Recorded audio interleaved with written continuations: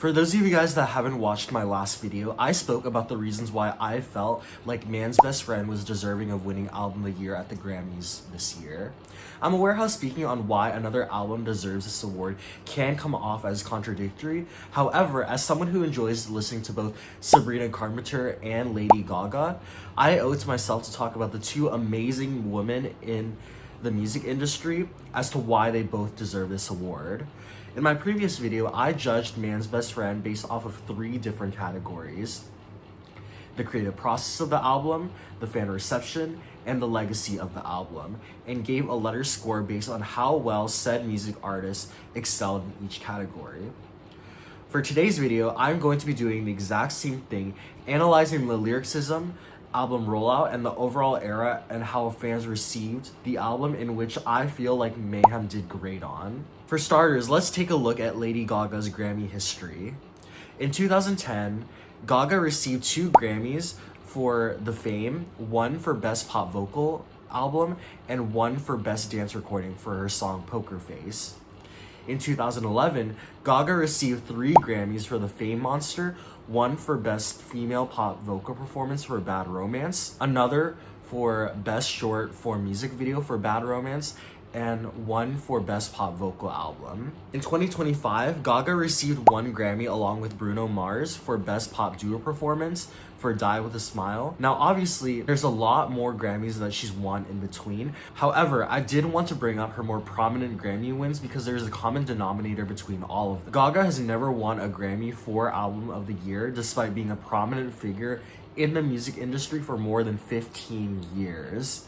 And it's about damn time that has changed. Now, obviously, I'm not going to say give her one out of pity, considering Gaga is an incredibly highly acclaimed music artist, with Mayhem being the #2 most streamed Spotify album in 2025, totaling up to 5.3 billion streams.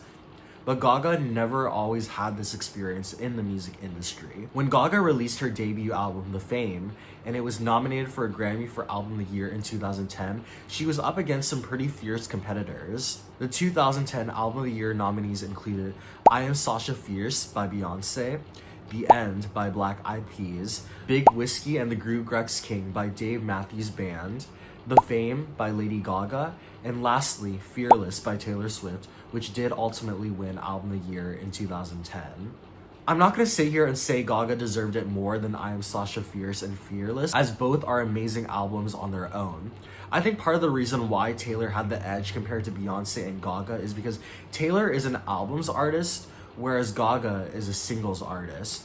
When taking a look at Fearless, other than the most popular singles, which were Love Story and You Belong With Me, Fearless is an extremely cohesive album. Fearless is a primarily country album with songs like Hey Steven, White Horse, and Tell Me Why leaning country when Taylor still made music like that, with the main theme of the album revolving around young love, heartbreak, coming of age through a lens of hope and vulnerability. The Fame, on the other hand, had lots of inconsistent themes, with the singles Paparazzi and Poker Face having to do with navigating fame and celebrity culture, and the production of the singles being extremely spontaneous, while the non-singles and Beautiful Dirty Rich's lyrics being repetitive and dragged on, with the production sounding hellishly low budget. I know I've gone on a pretty long tangent about Gaga's Grammy history and the things that I didn't like about her past works, although over time I believe that Gaga has overall improved her lyrical writing enough across non-singles on an album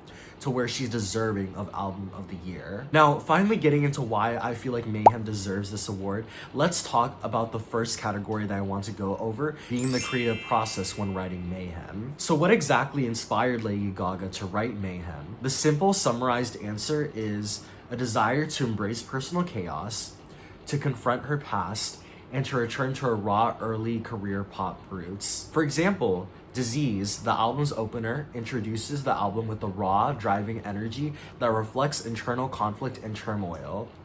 The lyrics state, I could play the doctor, I could be your disease. If you were a sinner, I could make you believe. Lay you down like 1, 2, 3, eyes roll back in ecstasy. Encapsulating internal conflict perfectly.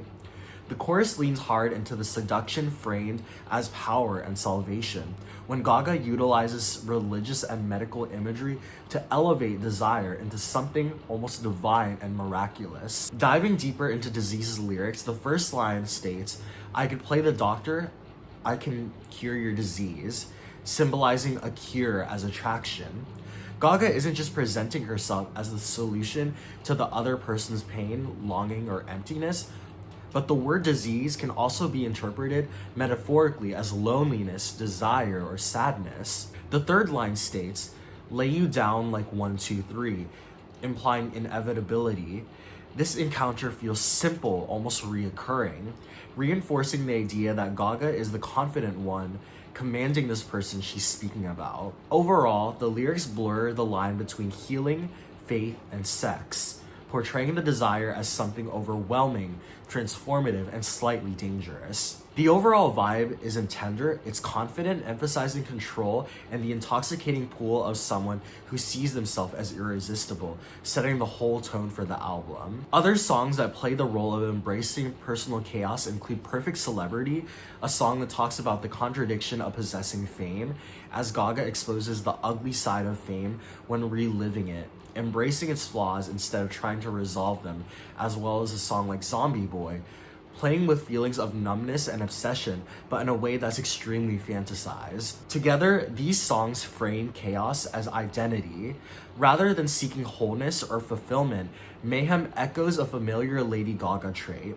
Navigating life is messy, theatrical, and unstable, and refusing that mess is ultimately the real loss of power. Now, after going the songs on Mayhem that embrace personal chaos, I wanted to talk about the ones that return to her nostalgic former pop self. One song that comes to mind is personally my favorite on the album, "How Bad Do You Want Me?" The chorus states, "'Cause you like my hair, my ripped up jeans, you like the bad girl I got in me. She's on your mind like all the time, but I got a tattoo for us last week.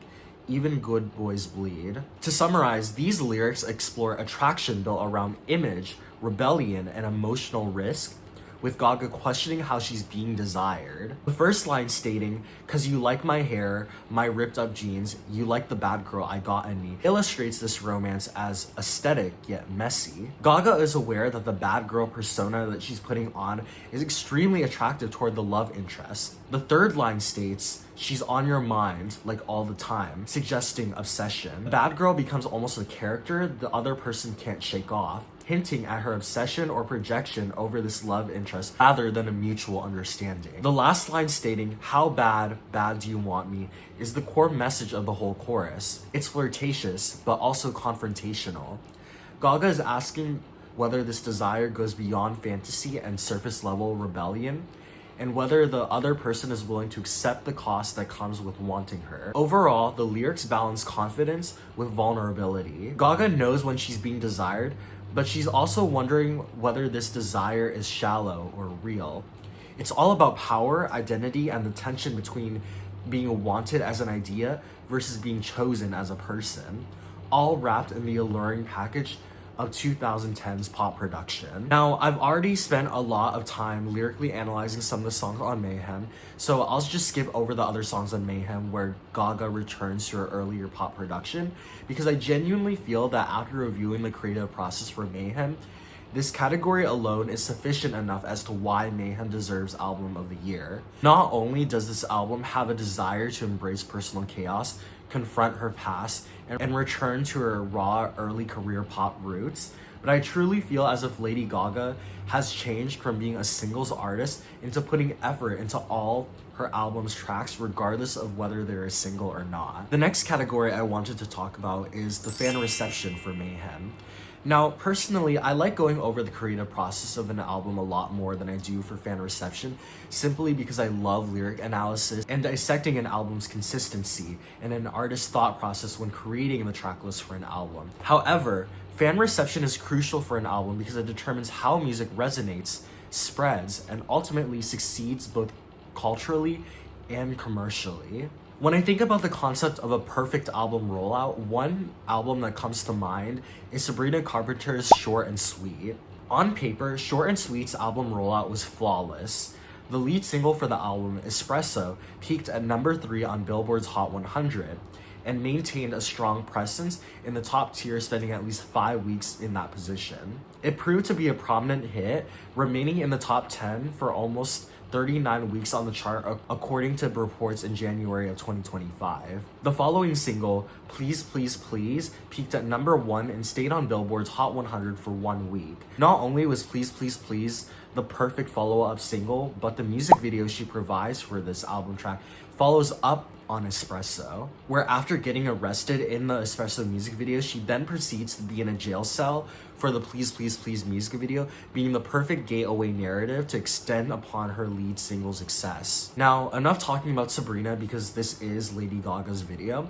The reason why I wanted to bring up Short and Sweet temporarily is to show you guys an example of what a perfect album rollout looks like, and to compare that to Mayhem to see if this album was able to replicate that model. Taking a look at Mayhem's lead single, Disease, it was released in October of 2024 and received large critical acclaim, with reviews praising it as a dark maximalist return to early pop roots, featuring a killer chorus and fizzling distorted synths. Taking a look at Disease's fan reception, one fan's description for the album states, "It's really good.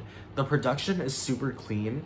I love that bouncy instrumental in the verses. The song might include some of her best and most diverse studio vocals so far, and I like how it's both dark and still a bit playful." When observing Mayhem's next single, Abracadabra, Abracadabra surprisingly achieved greater success than Disease, due to its high-octane, bombastic pop sound which resonated more as an immediate, catchy, and inescapable earworm, compared to the more somber, dark electronic tone of Disease. It acted as a necessary force of energy into the Mayhem campaign, becoming a faster streaming hit, accumulating 100 million streams within 17 days, that ultimately boosted the recognition of Disease. Abracadabra achieved a higher peak at number 13, compared to Disease peaking at number 27 on Billboard's Hot 100, and it even helped renewed interest in Disease, allowing it to rise back up in the charts after its initial release. Now here's what fans had to say when Abracadabra was released. This is a song that hits for sure, okay? I'm gonna have to listen to it.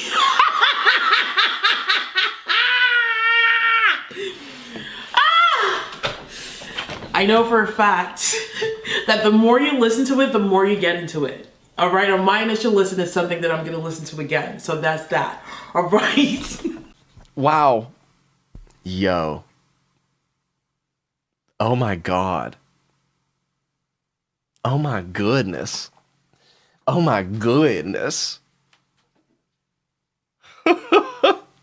I got tingles. Lady Gaga's 2025 album Mayhem received a generally positive, energetic reception from fans who widely praised it as a return to her imperial, electropop, and club-driven roots reminiscent of the fame, while some noted that it was less groundwalking than her earlier works and featured a mismatched theme.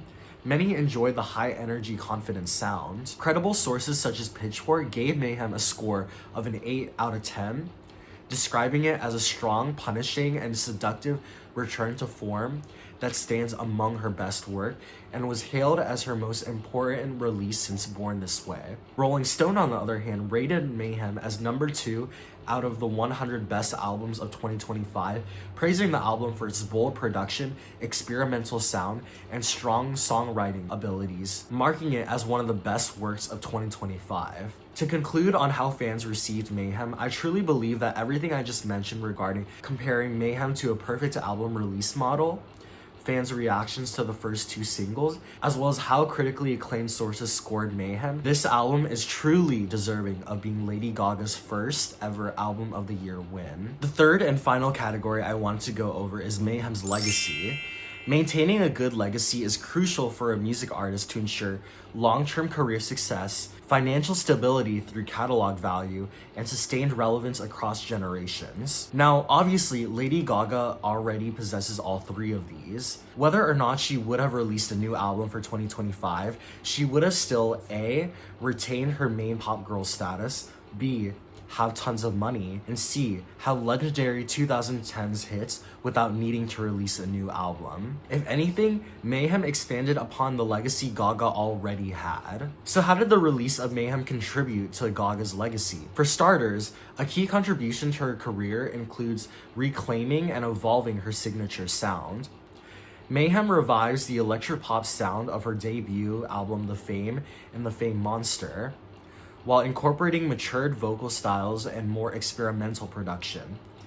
The single Abracadabra serves as a direct, proud nod to her 2009 hit Bad Romance, highlighting a return to original pop roots. Looking at how Mayhem reinforced Gaga's iconic status, not only did Mayhem receive extremely positive fan reception, but following the album's release, Gaga was awarded the 2025 iHeartRadio Music Innovator Award, cementing her reputation as the main pop girl who seamlessly blends art, fashion, and music. Taking a look at Gaga's past discography other than The Fame and Born This Way, there's a noticeable gap between 2013 and 2019 where Gaga strays away from her trademark pop rock sound to try experimental pop and alternative music found in her albums Art Pop and Joanne. I want to dive a little deeper into her album Joanne because this album in particular is extremely different in terms of the theme and production compared to all her other albums. Joanne is Lady Gaga's deeply personal 2016 album